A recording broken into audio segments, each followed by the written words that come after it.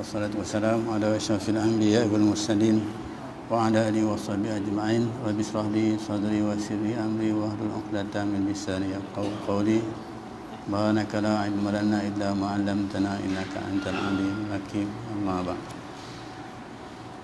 Alhamdulillah tuan-tuan dan tuan yang dirahmati sekalian, jadi kita mengisi waktu maghrib ni, antara maghrib dan isyak ni, kita sedikit tazkirah ringkas yang berkaitan dengan taubat. Kita sambung bab taubat dalam kitab Tamyi'ul Ghafilin yang saya baca ni.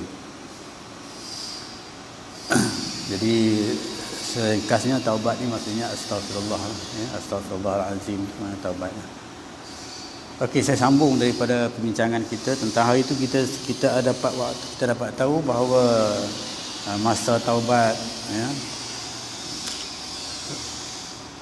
kemudian taubat itu merupakan satu jalan ke arah untuk menuju syurga Allah Subhanahu Wa Taala, ya. Dan pada malam ni saya sambung dengan seterusnya, iaitu seorang ulama tabi'in berkata dalam kitabnya lah, ada kalanya seseorang yang berdosa selalu teringat akan dosa dan menyesal serta meminta ampun sehingga dia masuk syurga. Sehingga syaitan mengeluh, kata syaitan, celaka diriku, andai kata saya tahu nescaya tidak aku jerumuskan dia ke dalam dosa itu. Ini maksudnya syaitan ni tak sukalah kita astaghfir ni, ya, rugi. Sebab apa? Sebab kata at-tabi'in ulama ni, kata, jadi kalau kita ni berdosa, kemudian kita selalu teringat dengan dosa kita dan kita menyesal dengan apa yang kita lakukan itu, ya, dan seterusnya kita bertaubatlah, astaghfirullah, ya, bertaubat dengan astaghfirullahalazim. Jadi kekecewaan bagi syaitan dalam hal ini kerana tidak berjaya dia, ya, mengajak manusia ke arah menuju kepada melakukan dosa yang ditegah oleh Allah Subhanahu Wa Taala. Jadi dalam hal ini beruntunglah, ya, beruntung orang yang menangis, ya, dia menangis kerana mengenangkan dosa-dosanya kepada Allah Subhanahu Wa Taala. Ya, sangat beruntung. Sebab apa? Sebab dia kata fadilat orang yang begitu antaranya ialah, dia katakan sebahagian satu golongan yang dikatakan daripada 7 golongan yang mana dia tidak akan dapat perlindungan, ya, melainkan perlindungan Allah Subhanahu Wa Taala di hari akhirat, naungan Allah Subhanahu Wa Taala di hari akhirat. Itu golongan yang mana kata dia mengenangkan dosa dia, kemudian dia menangis, dan seterusnya dia bertaubatlah, kita katakan, ya. Menangis dia tu kerana, jadi beruntunglah orang yang boleh menangis, ya, kerana mengenangkan dosa-dosa dia, ya, kerana orang yang semacam ini sebahagian daripada 7 golongan yang mana golongan ini akan berada di bawah naungan Allah Subhanahu Wa Taala di hari akhirat, ya. Tidak ada naungan lain yang boleh mereka naung melainkan naungan Allah Subhanahu Wa Taala di hari akhirat.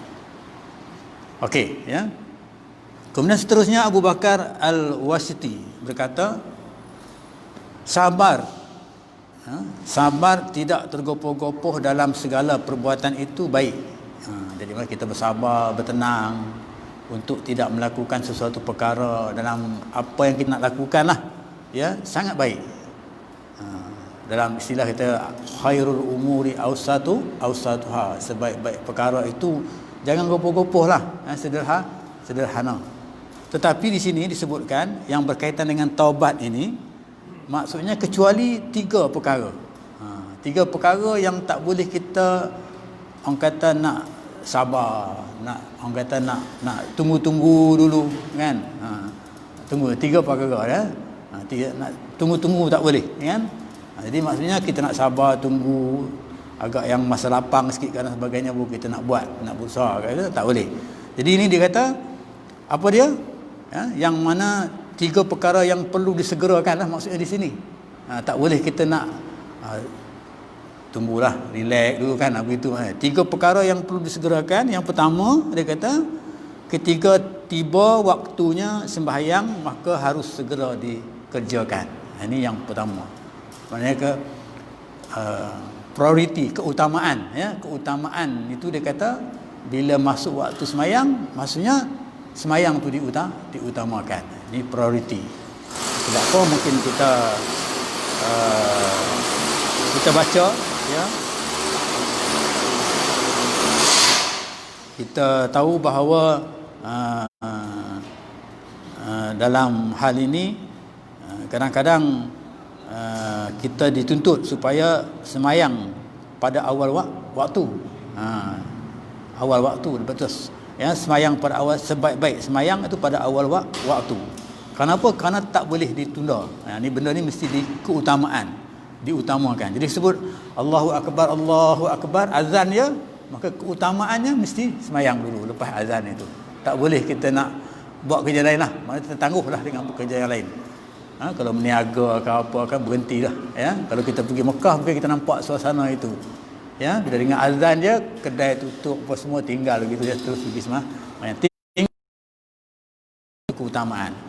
Maksudnya yang perlu disegerakan. Yang kedua dia kata yang perlu disegerakan iaitu kita dalam ketika kematian.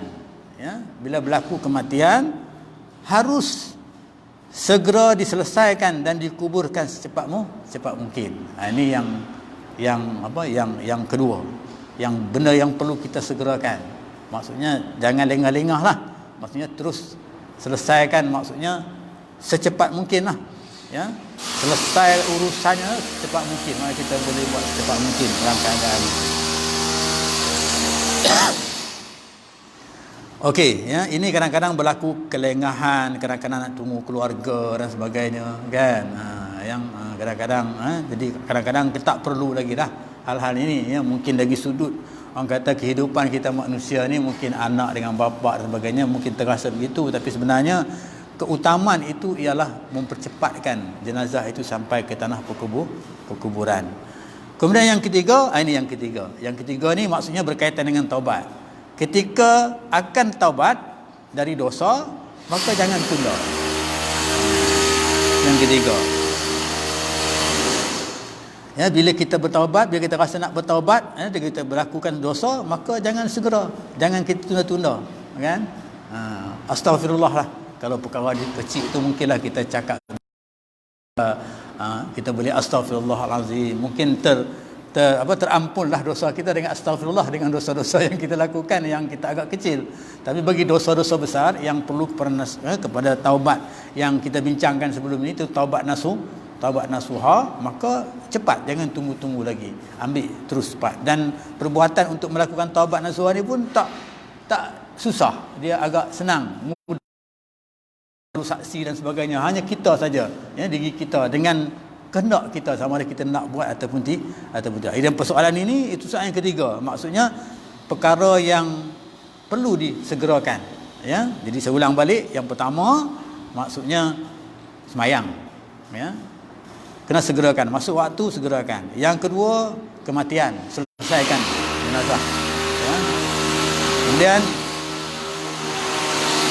yang ketiga iaitu kalau berdosa, ya, nak bertaubat, segerakan taubat, jangan tunggu lagi. Jangan tunggu macam Firaun kita katakan, ya, bila dah tenggelam dah, kan, ketika itu baru dia nak bertaubat. Dah orang kata dah dekat-dekat. Sebab tu sebelum ni kita baca tentang masa-masa, hampir-hampir masa yang boleh kita taubat, sebelum kita sakaratul maut, ya, sakarat ghar sebelum sakaratul maut, ataupun sebelum matahari terbit di sebelah barat, jatuh sebelah timur. Itu masa dia yang dibagi, masa yang genting lah maksudnya. Tapi yang terbaiknya maksudnya seawal boleh, secepat mungkin. Buat silap terus bertaubat, ya. Sebab tu dosa-dosa kecil tu akan terpadam, tertaubat, terhilang apabila kita astaghfir banyak-banyak, ya. Mungkin kita dah dengar cerita Nabi astaghfir sebanyak 100 kali satu hari, ya, dengan tujuan untuk nak menghapuskan dosa. Sedangkan Nabi dia tak berdosa. Okey, itu cerita tentang, dan maksudnya kesimpulannya di sini, maksudnya taubat ini mesti disegerakan, ya, jangan tunggu, ya, jangan leka, ya, kena segerakan, ya. Sebab bila kita segerakan, macam disebutkan tadi lah, syaitan tu akan kecewa, ya, dia akan kecewa, ya. Kita menang, dia kalah, ya.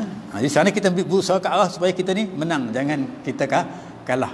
Jadi kalau kita menang, maka kita beruntunglah, kita hebat, sebab kita tak nampak dia nampak kita, tapi kita boleh menang walaupun dalam keadaan kita nampak dia, kan, tapi kita tak nampak dia, tapi dia nampak kita.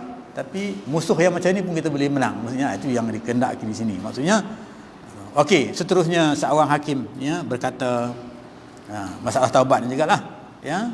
Jadi ada orang tanya mungkin, ya, taubat seorang akan manakala seorang tu taubat, ya, apa yang kita boleh nampak daripada kesan taubatnya itu?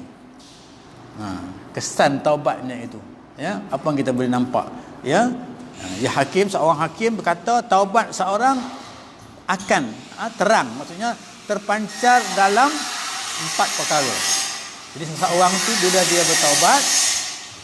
bertaubat, mana terpancar pada dirinya tu 4 perkara. Ataupun orang kata terang keluar daripada dirinya itu 4 perkara yang boleh dilihat keadaan dia bertaubat, yang dia ini benar-benar bertaubat kepada Allah Subhanahu Wa Taala. Jadi yang pertama dia kata, jika dia telah dapat mengendalikan lidahnya daripada dusta. Ini maknanya orang yang bertaubat ni, maksudnya dia boleh mengendalikan lidahnya, ya, daripada dusta. Mungkin dia tak dusta lah, maksudnya mungkin sebelum tu dia dusta, tapi dia tak dusta. Dan ghibah, dusta, ghibah, dan kata-kata yang tak penting bagi diri dia. Maksudnya kata-kata yang tak penting lah, ya. Mungkin kadang-kadang kita ni bercakap kosong, kadang-kadang kita bercakap kosong, kan, seronok, kan. Ini kata-kata yang tak penting. Ataupun ghibah ni mana kata-kata yang tak suka pada dia tak suka kata-kata itu, ya. Kalau orang kata pada dia tu, dia tak suka kata-kata itu. Betul juga dalam benda yang dia tak suka orang kata. Dan ada orang kita panggil dia sekian-sekian, tapi dia tak suka dengan panggilan itu, tapi kita panggil juga dia begitu, kan. Jadi memang tak boleh. Benda yang kita tak suka, itu dia kata ghibah di sini, ya. Jadi terpancar daripada orang yang bertaubat itu, yang pertama jelasnya iaitu dia terhindar daripada pendustaan, ya. Percakapannya itu ke arah kebenaran dalam tindakan dia, dalam apa yang dia lakukan, ya, dalam keadaan yang benar, ya. Tindakan dia, perbuatan dia, kelakuan dia menuju ke arah kebenaran, seperti mana yang disebut dalam Al-Quran, seperti mana yang dilakukan oleh Rasulullah sallallahu alaihi wasallam, ya. Itu nampak keadaan orang yang bertaubat itu. Sebab bila dia bertaubat, maksudnya bersih diri dia, dia tak berlaku benda-benda yang mungkar, benda-benda yang boleh menghina diri dia, bahkan akan berlaku pada dirinya itu mengangkat martabat diri dia. Nampak di sana keadaan itu mengangkat. Bila dia seorang yang benar, maka dia mengangkat dirinya sebagai orang yang benar. Martabat diri dia, perangai dia dan sebagainya. Kemudian yang kedua dia kata terpancar daripada orang yang bertaubat itu, yang diterima oleh Allah Subhanahu Wa Taala, ya, dijelaskan di sini, tak ada rasa hasad dengki lagi pada diri dia. Maksudnya pada diri dia tu tak ada hasad dengki, ataupun dia nak iri hati ke, tak ada. Bahkan pada dirinya tu ada, orang kata ghibtah. Mungkin dengki dalam bentuk ghibtah. Ghibtah ni maksudnya dia cemburu dengan orang itu, tapi cemburu tu bukanlah boleh menyebabkan merosakkan orang itu, tapi cemburu dia tu sebagai motivasi kepada dia untuk dia nak tandingi orang itu. Kalau orang tu pandai, mungkin dia berusaha untuk nak menangini orang tu supaya pandai. Kalau orang tu bagus, berniaga, kita kata kaya, dia berusaha untuk mendapat kekayaan itu. Tapi bukan dia berusaha itu dengan tujuan merosakkan kekayaan orang itu dan menyebabkan rosak kekayaan orang itu dia akan dapat untung. Bukan, kan? Ini maksudnya dalam bentuk dengki, maksudnya hasad yang dikatakan ghibtah, yang boleh, yang harus kita lakukan, boleh, dengan tujuan untuk meningkatkan amal kita. Cemburu kita tengok dia rajin semayang, dia rajin beribadat, jadi kita cemburu, kita dengki dengan dia. Tapi dengki itu kita boleh ghibtah dengan semangat, dengan tujuan untuk kita ni nak buat macam dia juga, supaya kita ni maksudnya akan lebih daripada dia, dari sudut apa yang kita hendak daripada yang daripada dia itulah, ya, maknanya iri hati semua kepada semua manusia. Sebab itu kita tengok dalam satu sejarah kisah, saya tak begitu ingat sangat, cuma nak kesimpulannya nak bagi tahu, ada Nabi kata orang ini masuk syurga, kan, masuk syurga. Kemudian sahabat pergilah tengok apa amalan dia yang mengatakan dia ni dia iktiran. Bila pergi rumah dia, duduk rumah dia 2-3 malam bersama dengan dia, tengok tak ada apa pun, biasa saja. Basuh waktu semayang, biasa saja, tak ada apa. Macam kita hidup biasa je, tak ada apa. Kemudian dia tanya, kenapa? Apa amalan kamu yang menyebabkan kamu didami syurga oleh Allah Subhanahu Wa Taala? Kan? Jadi kesimpulan yang dia jawab, dia kata dia tidak ada iri hati sedikit pun kepada sesiapa. Itu suci hatinya itu, maksudnya kebersihan hatinya itu. Ini kesan daripada taubat tadi yang kedua. Dia buat salah, kemudian dia bertaubat. Sebab taubat ni membersihkan diri. Astaghfirullahalazim, ya, membersihkan hati. Saya tadi tengok sebelum ni, saya tengok dalam YouTube banyak lagu-lagu taubat yang sedap yang kita dengar, kan. Tapi hanya sedap dengar sajalah, maksudnya. Tapi kita tak menghayati. Kalau kita menghayati, seronok, ya. Astagfirullah, lagu-lagu yang disebutkan. Okey, itu yang kedua, yang terpancar daripada diri orang yang bertaubat. Itu kelebihan, fadilat bagi orang yang bertaubat itu, ya. Dan jaminannya Allah tentulah orang yang bertaubat ni, ya, akan tempatnya syurga lah. Allah akan terima taubat dia. Sebelum ini pun kita baca tidak dosa yang sebesar mana pun Allah akan terima taubat orang itu. Tetapi mestilah dia bersungguh-sungguh untuk melakukan taubat itu. Kemudian yang ketiga, terpancar daripada orang yang bertaubat itu hikmahnya, iaitu apa dia? Jika maksudnya dia menjauhi, ya, dia dapat menjauhi kawan-kawan yang bersifat buruk, ya. Maksudnya kawan-kawan yang ke arah kita kata yang menyebabkan berlakunya, orang kata mungkar, yang menyebabkan berlakunya maksiat dan sebagainya, maka mudah bagi dia menjauhi kawan-kawan yang macam ini. Dia mudah untuk nak menjauhi diri daripada kawan-kawan yang macam ini. Dia Allah bagi kemudahan kepada dia untuk supaya menjauhi kawan-kawan yang dalam keadaan melakukan kemungkaran. Ya, walaupunlah kita ni ada kawan yang buat kemungkaran dan kita ni kena tegurlah kemungkaran itu kalau kita mampu untuk tegur.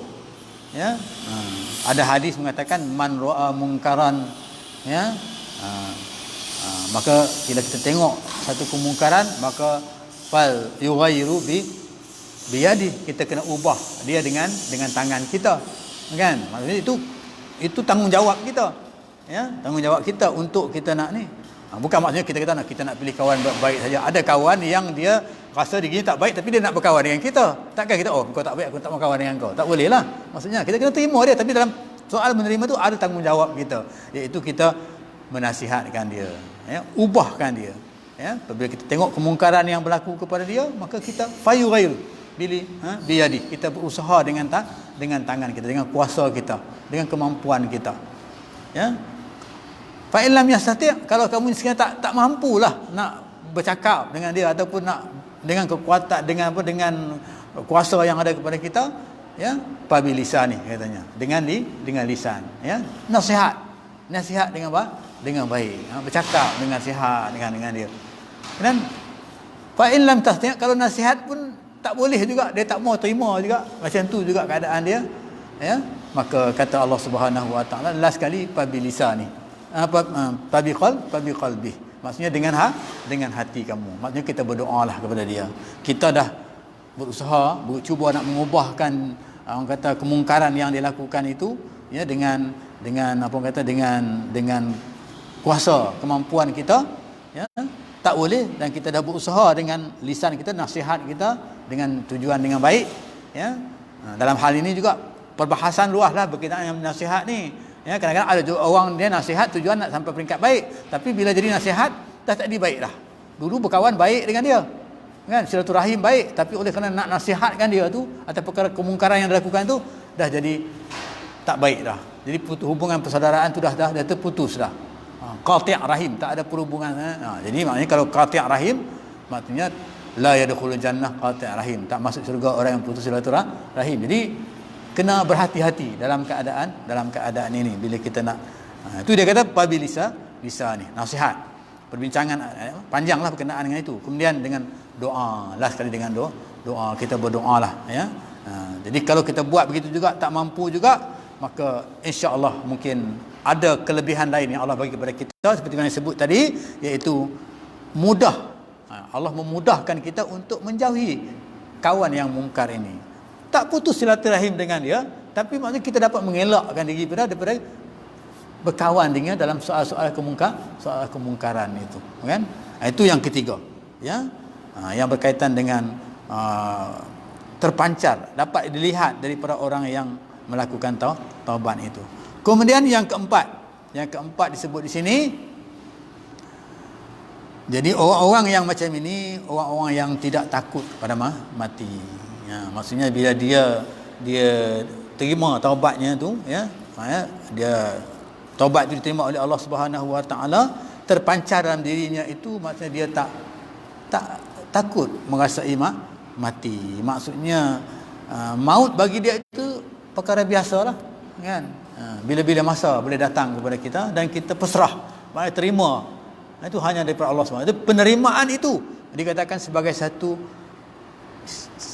pencerahan, sebagai satu perkara yang terpancar dalam diri orang yang bertaubat itu. Maksudnya dia tidak takut. Kalau istilah kita yang paling mudah, dia tak takut matilah maksudnya. Dan dia sentiasa beristighfar, dia sentiasa ingat dengan kesalahan-kesalahan dia. Apatah lagi disebutkan tadi, kalau sekiranya dia tu sentiasa menangis dalam keadaan dia mengingatkan tentang dosa-dosa yang dia lakukan, ya. Dia bangun sembahyang tahajud, dia fikirkan tentang dosa dia, walaupun dosa kecil, ya, tapi menangis dengan sebab itu. Sebab kalau di pengajian-pengajian lagi, kalau dia tahu tentang faman ya'mal misqala dzarratin khairan yarah, amal misqala dzarratin syarran yarah. Siapa yang buat jahat walaupun sikit, ya, pasti akan dapat ganjaran, ya, kejahatan daripada Allah Subhanahu Wa Taala, walaupun kita buat sikit. Tak boleh terlepas. Jadi kalau ini yang kita fahamkan, maka terpancar dalam diri kita untuk kita sentiasa nak bertaubat, sentiasa nak astaghfirullahalazim, astaghfirullahalazim, astaghfirullahalazim, seperti mana yang dimodulkan oleh Rasulullah sallallahu alaihi wasallam kepada kita. Dia kata 100 kali astaghfirullahalazim satu hari zikir, ya, 100 hari. Kalau kita nak zikir 100 kali, ya, satu hari astaghfir ini rasanya tak sampai 10 minit kot, ya, tak sampai 10 minit. Saya dah cubalah, tak sampai 10 minit, lebih 5 minit lebih sikit begitulah, ya. Astaghfirullahalazim, astaghfirullahalazim, astaghfirullahalazim 100 kali, ya. Ada yang kata 70 kali, ya. Ini tak ada masalah lah, kan. Tapi persoalannya kemampuan kita untuk melaksanakan itu dalam keadaan istiqamah. Boleh tak kita istiqamah setiap hari 100 hari? Kalau dapat kita buat demikian, itu alhamdulillah, Allah dah bagi petunjuk lah. Jadi keadaan ini yang menyebabkan Allah nak, kalau kita berusaha, maka Allah akan pasti bagi jalan kepada kita, ya. Mungkin kita tengok masa COVID-19, ya, kita terkurung dekat 4 bulan, terkurung di rumah, tak tahu nak buat apa, nak keluar mana kedai pun tak boleh, kan, kita katakan. Tapi kalau ada orang pandai mengambil peluang itu, kan, mungkin dari sudut solat sunat, mungkin sunat duha tak tertinggal lah, kan, akan buat sunat duha, kan. Itu yang siang lah, malam itu mungkin ada. Dan soalnya kalau buat tahajud lagi baiklah. Baca Quran. Kan? Masa banyak kita boleh baca. Kalau orang ambil peluang itulah, kan? Mungkin satu hari boleh dapat 1 juz. Ya? Saya ada grup-grup grup apa Maktab Mahmud dulu, sekolah Maktab Mahmud dulu. Adalah termasuklah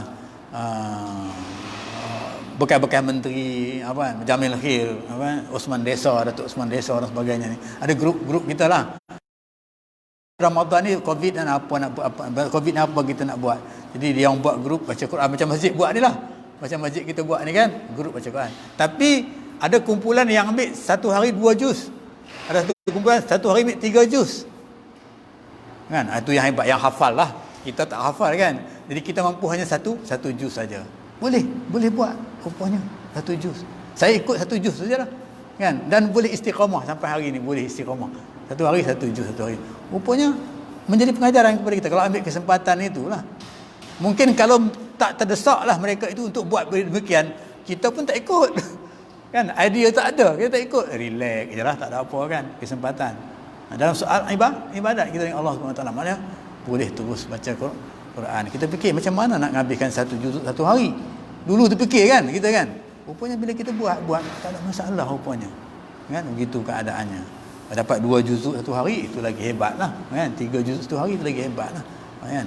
Jadi dah berapa masa-masa Covid tu berapa lama kita dapatkan khatam Al-Quran kan. Jadi ini maksudnya dalam maksud dia kata dapat menjauhkan daripada kawan-kawan yang mungkar tadi ya, kita dapat berdamping dengan kawan-kawan yang melakukan perkara-perkara ibadat, memudahkan kepada kita. Dan alhamdulillah kita tak takut mati. Maksudnya akan jadi diri kita rasa kita dah bersedia sebab setiap kita bertaubat dengan Allah Subhanahu Wa Taala, dan kita faham bahawa Allah Subhanahu Wa Taala akan menerima taubat kita. Ya, sebelum ini kita dah baca dah. Besar mana pun ya dosa kita. Sampai saya cerita sebelum ini orang yang berzina dengan mayat pun kita katakan kan, dia kata dosa itu sangat besarlah ya. Sampai Nabi kata, adakah dosa kamu ni besar arash dan sebagainya. Arash besar, arash maknanya kuasa Tuhan tu. Lebih lagi dia kata. Dia pun tak tahu kuasa Tuhan tu kan. Rupanya bila dia cerita dengan Nabi, Allah akan ampun dia. Keluar, turun malaikat Jibril kerana dia berusaha untuk bertaubat selama 40 hari. Dia beruzlah, kita kata 40 hari dia duduk bertaubat tu kan. Turun malaikat Jibril bagi tahu kepada Nabi Muhammad bahawa lelaki ini telah diterima taubatnya oleh Allah Subhanahu Wa Taala. Sedangkan Nabi ketika itu Nabi marah pada dia.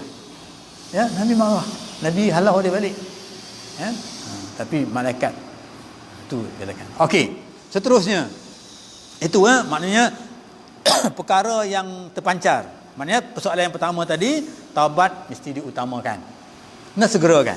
Yang kedua, hasil daripada taubat maksudnya terpancar dalam diri kita itu empat perkara tadi. Ya.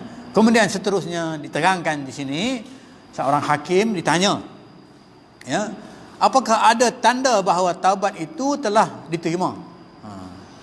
Tanya. Jawabnya ya, ada. Ya. Jadi seorang tanya, adakah tanda yang taubat itu diterima? Jawabnya ada. Ya. Jadi dia kata apa? Ya, ada. Ada 4 tanda.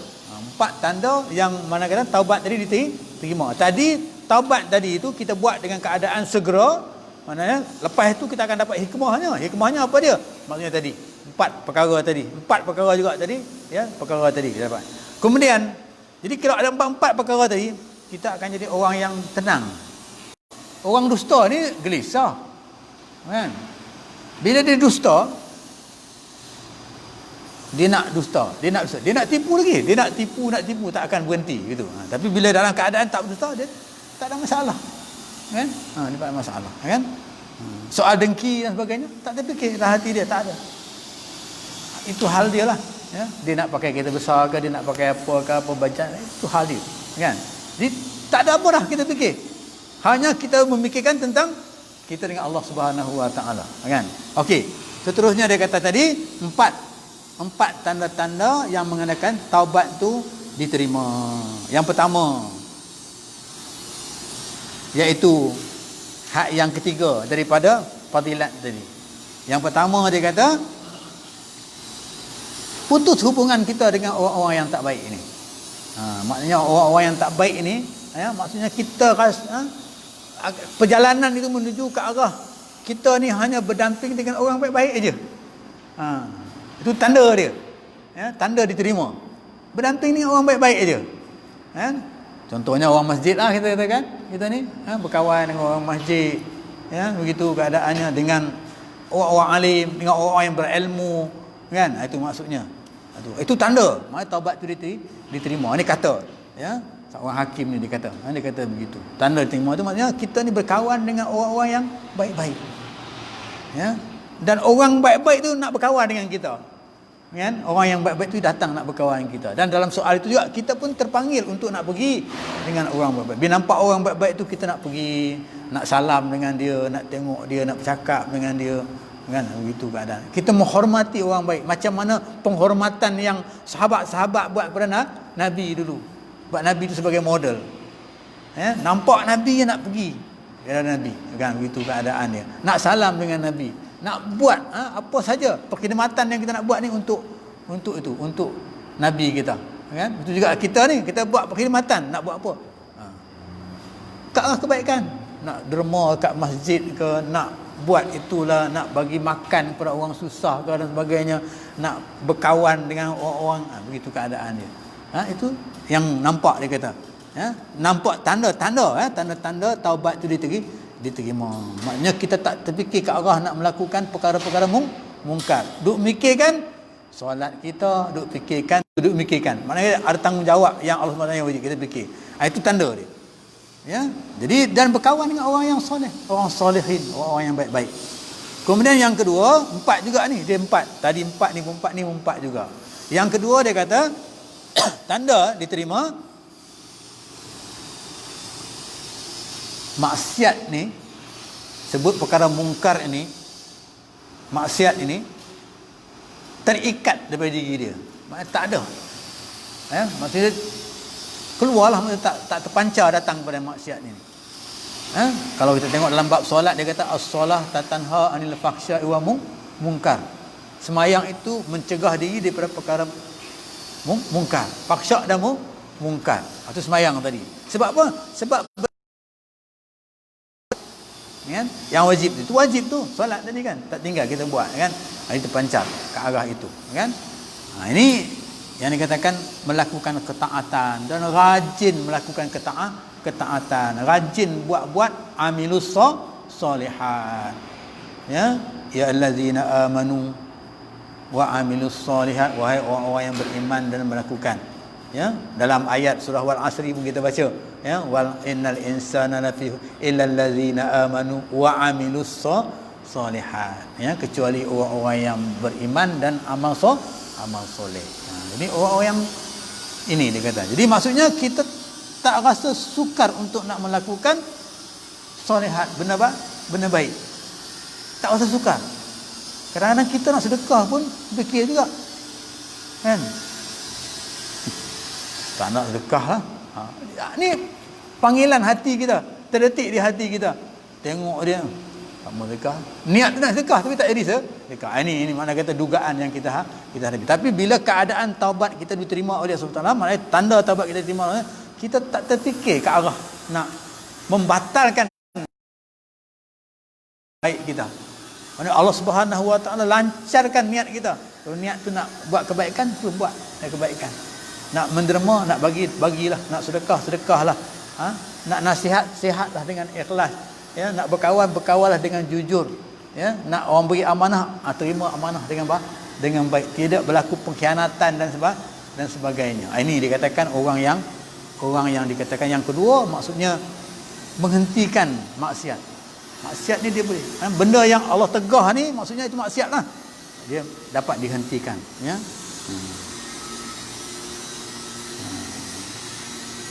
Dan rajin melakukan taat. Taat ni solat kita dan sebagainya, kan. Kemudian yang ketiga, hilang rasa kesenangan kepada dunia hatinya. Jadi hati itu, dunia ni maksudnya senang.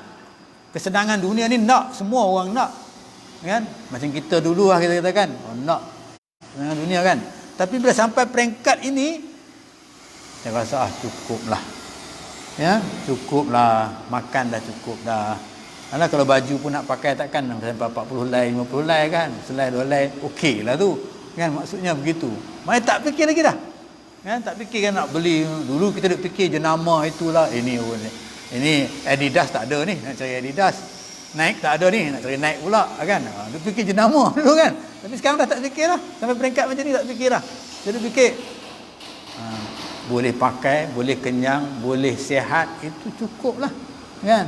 Boleh tidur, begitu keadaan dia fikir tu. Jadi ini keselesaan yang Allah bagi kepada kita. Maksudnya rasa kesenangan dunia itu tutup lah. Jadi maksudnya kita katakan apa? Kita katakan ni dunia ni sebagai apa? Sebagai tipu daya saja. Kalau kita baca talqin kan, dengar orang kan talqin dunia ni sebagai tipu daya ya. Kesenangan dunia ni tipu daya ya, yang merosakkan kita. Sampai peringkat itu kita dah rasa ni orang yang taubatnya diterima ni ya, bila dia Allah terima taubatnya tu, terkesan dia begitu. Terkesannya mengata maksudnya hilang ya. Dia tak jadi orang yang tamak lagi dah, dia tak jadi orang yang ya. Mana kesenangan dunia ni walaupun perlu bagi dia kan, tapi taklah melonjak-lonjak sampai melebih-lebih kita katakan. Hanya sekadar untuk boleh semayang dan sebagainya, itu cukuplah maksudnya ya. Kemudian seterusnya dia kata, dan ingat selalu kepada kesusahan akhirat. Jadi dunia ni, senang dunia ni dia tolak. Dia tolak, dia tak mau. Senangan dunia ni tolak. Kan? Kemudian akhirat tu dia fikir tentang apa? Tentang dosa. Tu yang dia menangis tadi tu. Kan? Menangis, dia fikir tentang dosa. Tu ada naungan yang Allah bagi kepada orang yang itu. Dia menangis, dia mengenangkan tentang dosa dia. Ingat selalu tentang susah akhirat. Baca hadis ya, tentang alam barzah, bagaimana keadaan dalam alam barzah, himpitan kubur tu macam mana kan. Kita baca hadis himpitan kubur sampai tulang rusuk ni berselisih antara satu dengan yang lain kan. Kemudian datangnya Sajdul Aqrab ya, seekor ular yang besar yang menggigit kita ketika itu ya. Kemudian dalam keadaan yang kita katakan tempat tu sempit ya. Kita dah sentuh dulu yang berkaitan itu. Kita tahu kan. Ditakut dengan keadaan itulah yang menyebabkan kita rasa dunia ni, senang dunia ni kita buanglah sikit, tolak. Tolak. Yang kita fikir tentang ni, bagaimana kita nak menolak daripada seksa di hari akhirat. Ya, nak tolak, nak itqun minan nar, nak tolak seksa daripada akhirat itu. Jadi berusaha untuk menolaknya.